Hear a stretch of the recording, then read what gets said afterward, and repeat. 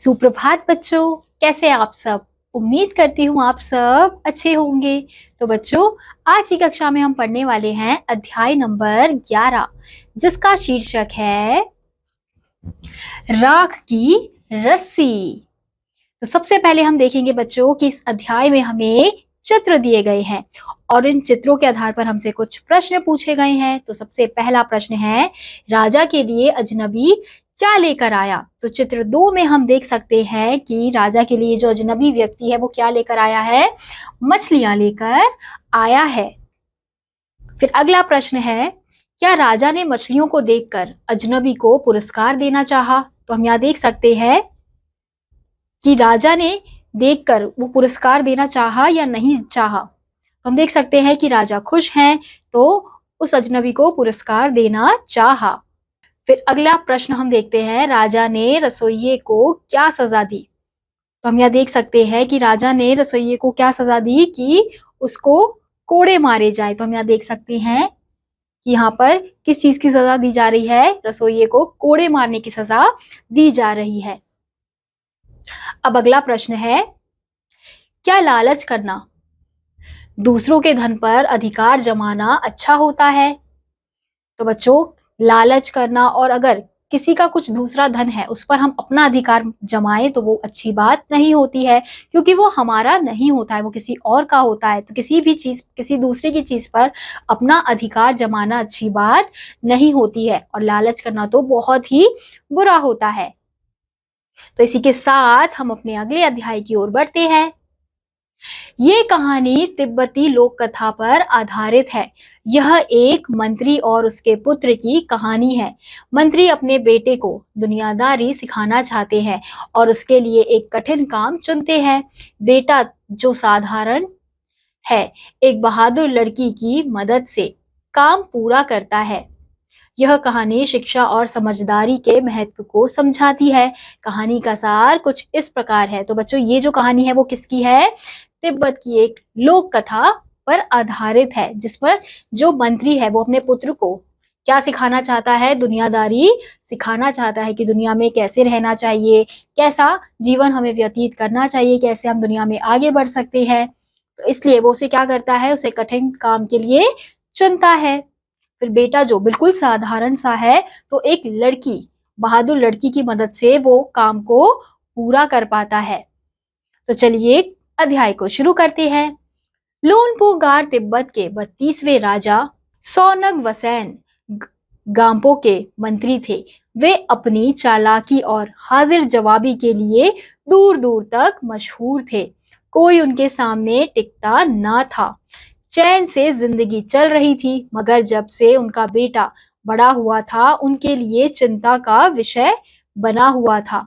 कारण यह था कि वह बहुत भोला था, होशियारी उसे छूकर भी नहीं गई थी। लोनपो गार ने सोचा, मेरा बेटा बहुत सीधा साधा है, मेरे बाद इसका काम कैसे चलेगा। तो हम यहाँ देख सकते हैं कि लोनपो गार तिब्बत के 32वें राजा सौनग वसैन गाम्पो के मंत्री थे और वे अपनी चालाकी और हाजिर जवाबी के लिए बहुत ज्यादा मशहूर हुआ करते थे। लेकिन उनकी जो चिंता है वो कब बढ़ी, जब उनका जो बेटा है वो बड़ा होता गया। क्योंकि उनका बेटा बहुत ही ज्यादा भोला था, तो उनको ये चिंता लगी रहती थी कि मेरे बाद मेरे बेटे का क्या होगा, वो कैसे इस दुनिया में आगे बढ़ेगा, क्योंकि उसे बिल्कुल भी होशियारी नहीं आती थी। एक दिन लोनपो गार ने अपने बेटे को 100 भेड़ें देते हुए कहा, तुम इन्हें लेकर शहर जाओ, मगर इन्हें मारना या बेचना नहीं, इन्हें वापस लाना 100 जौ के बोरे के साथ, वरना मैं तुम्हें घर में घुसने नहीं दूंगा। इसके बाद उन्होंने बेटे को शहर की तरफ रवाना किया। तो लोनपो गार ने अपने बेटे को क्या काम दिया कि वो 100 भेड़ें लेकर कहाँ जाए, शहर की तरफ चला जाए। लेकिन इन भेड़ों को उसे बेचना नहीं है, उसे क्या करना है, इन भेड़ों को भी लेकर आना है और 100 जौ की बोरियां भी लेकर आनी है। और अगर उसने ऐसा नहीं किया तो वो उसे घर पर घुसने नहीं देंगे। तो हम यहाँ देख सकते हैं कि यहाँ पर भेड़ें हमें दिखाई गई हैं और यहाँ पे उनका जो बेटा है वो भेड़ों को लेकर खड़ा हुआ है। लोनपो गार का बेटा शहर पहुंच गया, मगर इतने बोरे जो खरीदने के लिए उसके पास रुपए ही कहाँ थे। वह इस समस्या पर सोचने विचारने के लिए सड़क किनारे बैठ गया। अब जो उनका बेटा है, लोनपो गार का जो बेटा है, वो शहर पहुंच गया था, लेकिन अब उसे समझ नहीं आ रहा था कि उसके पास एक भी रुपए नहीं है, एक भी पैसा नहीं है, तो वो कैसे 100 बोरे लेकर घर जाएगा। तो इस परेशानी में ये सोचते सोचते वो सड़क के किनारे बैठ गया, मगर कोई हल उसकी समझ में नहीं आ रहा था। वह बहुत दुखी था। तभी एक लड़की उसके सामने आ खड़ी हुई। अब वो बहुत ज्यादा परेशान हो रखा था। तभी क्या होता है कि वहां से एक सुंदर सी लड़की गुजर रही होती है और उसके सामने जाकर खड़ी हो जाती है। जैसा कि हमें इस चित्र में दिखाया जा रहा है कि सुंदर सी लड़की उनके बेटे के सामने खड़ी हुई है। तुम इतने दुखी क्यों हो? लोनपो गार के बेटे ने अपना हाल कह सुनाया।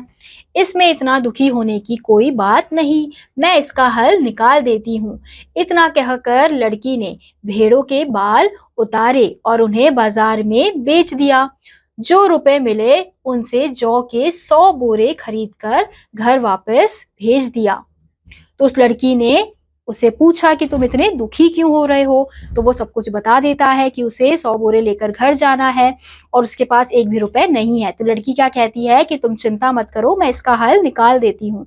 तो वो क्या करती है, भेड़ों के ऊपर जो बाल लगे होते हैं वो उन्हें निकाल देती है और उन्हें बेच देती है, और फिर बेचकर जो भी पैसे मिलते हैं उनसे वो जौ की बोरियां खरीद लेती है और उसे वापस घर बेच देती है। क्योंकि भेड़ के जो बाल होते हैं वो क्या होते हैं, ऊन होते हैं, तो उन्हें बेचकर उसे पैसे मिल जाते हैं। लोनपो गार के बेटे को लगा कि उसके पिता बहुत खुश होंगे, मगर उसकी आप बीती पर उन्होंने ध्यान नहीं दिया। वे उठकर कमरे से बाहर चले गए। दूसरे दिन उन्होंने अपने बेटे को बुलाकर कहा, पिछली बार भेड़ों के बाल उतारकर बेचना मुझे जरा भी पसंद नहीं आया। अब तुम दोबारा उन्हीं भेड़ों को लेकर जाओ। उनके साथ जौ के 100 बोरे लेकर ही लौटना। अब लोनपो गार सोचता है कि वो अपने पिता को ये बताएगा तो वो बहुत ज्यादा खुश होंगे, लेकिन उसके पिता बिल्कुल भी खुश नहीं होते हैं और दूसरे कमरे में उठकर चले जाते हैं। फिर से वो क्या करते हैं, अगले दिन अपने बेटे को फिर से वही कहते हैं कि अब फिर से तुम इन भेड़ों को लेकर जाओ और फिर से जौ की 100 बोरे लेकर आओ। तुमने ये जो भेड़ों के बाल निकाल कर पैसे खरीदे, भेड़ों के बाल बेचकर पैसे तुमने लिए हैं और उनसे जॉब के बोरे लेकर आए हो, ये मुझे बिल्कुल भी पसंद नहीं आया है। तो इस बार तुम ऐसा कुछ मत करना। एक बार फिर निराश लोनपो गार का बेटा शहर में उसी जगह जा बैठा। ना जाने क्यों उसे यकीन था कि वह लड़की उसकी मदद के लिए जरूर आएगी, और हुआ भी कुछ ऐसा ही। वह लड़की आई। उसने अपनी मुश्किल कह सुनाई। अब तो बिना जौ के 100 बोरे के मेरे पिता मुझे घर में नहीं घुसने देंगे। लड़की सोचकर बोली, एक तरीका है। उसने भेड़ों के सींग काट लिए। उन्हें बेचकर जो रुपए मिले उनसे जौ के 100 बोरे खरीदे। बोरे लोनपो गार के बेटे को सौंपकर लड़की ने उसे घर भेज दिया। अब फिर से वो निराश होकर शहर पहुंच जाता है और उसी किनारे पर जाकर बैठ जाता है, क्योंकि वो यही सोचता है कि फिर से वो लड़की मुझे यहाँ पर मिल जाएगी। और ऐसा ही होता है, वो लड़की फिर से उसके सामने आ जाती है और फिर वो फिर से उस लड़की को सब कुछ बता देता है। उसके पिता ने अब इस बार भी वही काम दिया है। फिर लड़की क्या करती है, लड़की अब इस बार भेड़ के जो बाल होते हैं उनको नहीं बेचती है, तो वो क्या बेचती है, भेड़ की जो सींगे होती है उन्हें काट कर बेच देती है। फिर उनसे जो पैसे मिलते हैं उनसे वो जौ की बोरियां खरीद लेती है और फिर लोनपो गार के बेटे को वापस घर भेज देती है। भेड़े और जौ के बोरे पिता के हवाले करते हुए लोनपो गार का बेटा खुश था। उसने विजयी भाव से सारी कहानी कह सुनाई। सुनकर लोनपो गार बोले, उस लड़की से कहो कि हमें 9 हाथ लंबी राख की रस्सी बनाकर दे। उनके बेटे ने लड़की के पास जाकर पिता का संदेश दोहरा दिया। लड़की ने एक शर्त रखी, मैं रस्सी बना तो दूंगी, मगर तुम्हारे पिता को वह गले में पहननी होगी। लोनपो गार ने सोचा, ऐसी रस्सी बनाना ही असंभव है, इसलिए लड़की की शर्त मंजूर कर ली। अब फिर से क्या हुआ, वो फिर से पिता के पास लेकर गया वो सारे बोरे। तो उसे लगा कि इस बार भी पिताजी खुश होंगे, तो वो सारी कहानी पिता को फिर से बता देता है। तो उसके पिता क्या कहते हैं इस बार कि उस लड़की के पास जाओ और उससे कहो कि 9 हाथ की लंबी राख की रस्सी। अब राख की रस्सी आप कैसे बना सकते हैं, क्योंकि राख तो क्या होता है, छूते ही टूट जाता है। तो राख की रस्सी उसे बनाने के लिए कहो। तो वो फिर से वहीं जाता है और उस लड़की से मिलता है और सब कुछ बताता है। वो यही कहता है कि मेरे पिता ने तुम्हें ये राख की रस्सी बनाने के लिए कहा है। तो लड़की उसकी बात मान जाती है, लेकिन वो क्या कहती है कि मेरी एक शर्त है कि वो रस्सी तुम्हारे पिता को गले में पहननी होगी। तो लोम्बोगार का जो बेटा है वो सोचता है कि ऐसी रस्सी बनाना तो नामुमकिन है, ऐसी रस्सी तो नहीं बन सकती। तो वो उसकी शर्त मान लेता है। अगले दिन लड़की ने 9 हाथ लंबी रस्सी ली, उसे पत्थर के सिल पर रखा और जला दिया। रस्सी जल गई, मगर रस्सी के आकार की राख बच गई। उसे वह सिल समेत लोनपोगार के पास ले गई और उसे पहनने के लिए कहा। लोनपोगार रस्सी देखकर चकित रह गए। वे जानते थे कि राख की रस्सी को गले में पहनना तो दूर, उठाना भी मुश्किल है। हाथ लगाते ही वह टूट जाएगी। लड़की की समझदारी के सामने उनकी अपनी चालाकी धरी रह गई। बिना वक्त गवाए लोनपोगार ने अपने बेटे की शादी का प्रस्ताव लड़की के सामने रख दिया।